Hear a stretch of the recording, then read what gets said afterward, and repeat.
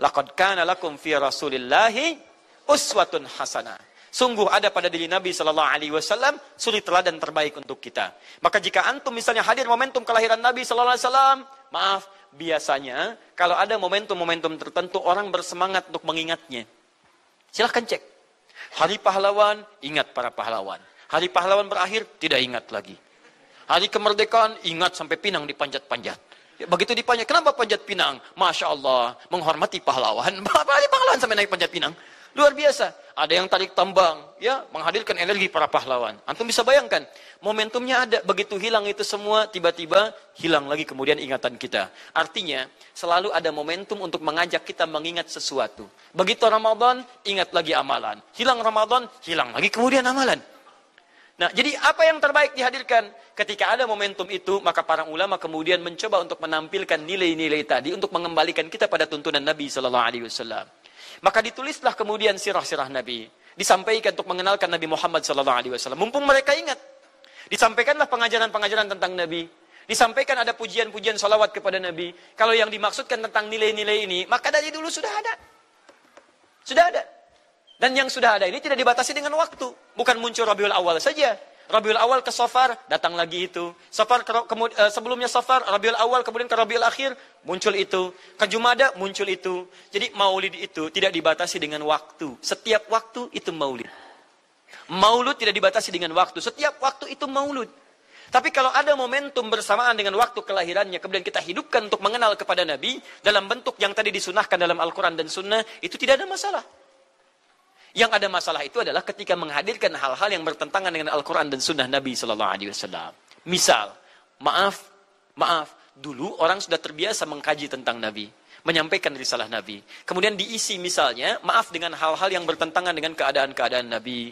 Misal, saya ingin mengajarkan tentang Nabi, tapi ketika mengajarkan tiba-tiba mengatakan pada saat ini Nabi pun datang bergabung bersama kita. Itu yang tidak kita sepakati. Jelas ya?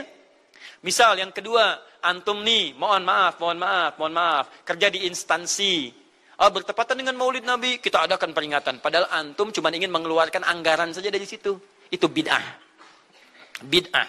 Mengeluarkan anggaran, sekedar hanya ingin dapat anggaran untuk dalam momentum Maulid Nabi, itu yang bid'ah. Maulid bukan makan-makan. Jadi kalau antum mengadakan Maulid Nabi hanya sekedar untuk makan-makan, itu yang bid'ah. Tapi kalau antum ingin belajar menghadirkan momentum itu untuk mengisi ta'lim, sama aja dengan ta'lim kita sekarang. Apakah ada hadis Nabi mengatakan ta'lim khusus di hari Ahad jam 8 pagi sampai jam 10? Tidak ada. Di ta'lim kita bid'ah ini. Jadi kalau antum pahami setiap yang tidak ada contohnya itu bid'ah, Masya Allah, maka akan ada banyak bid'ah dalam kehidupan. Mushaf itu bid'ah, karena nggak ada contohnya zaman Nabi Sallallahu Alaihi Wasallam. Antum dari ujung kepala sampai ujung kaki itu bid'ah, karena antum tidak ada di zaman Nabi Sallallahu Alaihi Wasallam. Ya, jadi jangan langsung menilai bahwa setiap maulid itu bid'ah. Bukan. Kalau momentum itu ingin diisi dengan ta'lim, ingin memperkenalkan Nabi, ingin mengajarkan syariat-syariat Islam, maka itu tidak ada masalah. Itu mengamalkan petunjuk-petunjuk ayat, bukan mengkhususkan di waktu itu, bukan. Karena ta'lim itu dibuka di setiap waktu, tapi menjadikan waktu itu untuk momentum, karena setiap orang sedang ingat Nabi pada saat itu. Jelas ya? Kapan lagi kita mendapati orang ingat Nabi? Maka ajarkan itu dan pesankan pada saat itu. Teman-teman, jangan cuma pada waktu ini ya, setiap waktu kita amalkan ingatan kita kepada Nabi Sallallahu Alaihi Wasallam. Makanya saya kalau diundang, Ustaz ada maulid Nabi, saya datang untuk ceramah, untuk menyampaikan pesan-pesan terkait dengan Nabi Sallallahu Alaihi Wasallam. Adapun masalah ritual-ritual saya tidak ikutan. Makanya paham, begitu saya datang pas ceramah. Ceramah, saya berikan ceramahnya. Nabi begini, apa itu maulid? Allahu alam. Bukan Allahu alam, kan antum bikin spanduknya di sini. Apa itu maulud? Maulud. Bukan maulud. Maulud itu begini, maulid itu begini. Ketika kita terangkan, kita sampaikan, Masya Allah. Antum tahu apa yang terjadi? Mereka mulai sholat dengan baik, masjidnya mulai ramai. Besoknya tidak ada ramai-ramai lagi. Begitu ada maulid, ceramah lagi. Ternyata ceramahnya nggak sampai maulid lagi. Besoknya ceramah lagi. Ahadnya ada waktu ta'lim.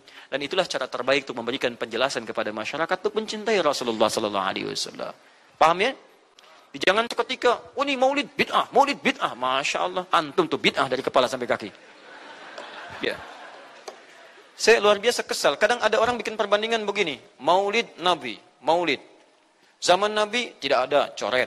Zaman sahabat tidak ada coret. Zaman tabi'in tidak ada coret. Zaman ini ada. Lalu diserupakan yang ikut-ikut ke sini. Antum kalau mengamalkan hukum seperti ini fatal. Zakat pakai beras. Zaman Nabi coret. Zaman sahabat coret. Ya, zaman tabi'in coret. Zaman ulama coret. Zaman antum ada bid'ah antum. Cara menyimpulkan hukum bukan seperti ini. Lihat turunannya, lihat dalilnya, lihat pemahamannya, lihat turunan-turunan fikihnya. Ya, bagaimana bisa zakat pakai beras jadi? Padahal contoh nggak ada. Dalil nggak spesifik. Ayo coba temukan. Nabi zakat pakai beras. Temukan. Kalau antum menemukan, Masya Allah saya bermohon kepada Allah supaya Allah mempercepat hajinya antum dan masuk surga tanpa hisab. Tiap hari saya doakan. Tidak cukup dengan amin. Cari dulu. Cari di setiap hadis Nabi zakat pakai beras. Saya sampaikan pada antum, sampai kiamat kurang 2 hari, antum gak akan temukan. Sehari lagi buat sadar, ngapain nyari? Ya. Karena Nabi tidak pernah bersentuhan dengan beras. Silakan cari di kitab hadis palsu pun, sepalsu-palsunya, nggak akan ditemukan. Capek pemalsu hadis mengarang hadis palsu tentang itu. Nggak akan didengar, nggak akan dilihat. Kenapa? Karena tidak ada. Ya, kata Muawiyah, hadza irqun, itu makanan pokok. Nabi zakat pakai kurma, pakai gandum. Ya, lihat, karena itu makanan pokoknya. Makanya setiap makanan pokok yang digunakan, kata para ulama, mendekati kaidah usul fikihnya. Lihat, kaidah usul fikih diambil di sini. Setiap yang punya keserupaan dengan itu, sekalipun teksnya tidak jelas langsung menunjuk, itu ada isyarat, namanya qarinah namanya. Kalau ada isyarat menunjukkan kepada itu, maka boleh digunakan sebagai alternatif lain dari makanan pokok yang tidak didapati di masa kita dengan generasi yang berbeda. Tapi kalau makanannya sama di setiap generasi, dia zakatnya pakai itu. Makanya orang Arab sampai sekarang pakai kurma, ada yang pakai gandum. Kita makanan pokoknya bukan itu. Antum makanan pokoknya apa? Beras. Masya Allah, beras. Baik pemirsa, beras itu makanan pokok bagi hewan yang bertembolok ya. Ayam, bebek itu beras. Baik, makanan kita nasi. Dan nasi bersumber dari beras. Baik, nasi bersumber dari beras. Jadi kalau kita ingin zakat pakai beras, boleh tidak? Nah, lihat bagaimana cara pendekatannya. Dalil belum ditemukan aslinya. Seperti maulid tadi, menyikapi dengan taklim macam-macam, nggak ada nas aslinya. Tapi korinahnya ditemukan, sama-sama makanan pokok, sama-sama taklim, sama-sama meminta untuk ikut ajaran, sama-sama mereka ingat tentang Nabi SAW. Maka semua hukum itu kita terapkan, jadilah hukum terapan dalam kehidupan kita. Paham? Dan itu tidak disebut dengan bid'ah. Jelas ya?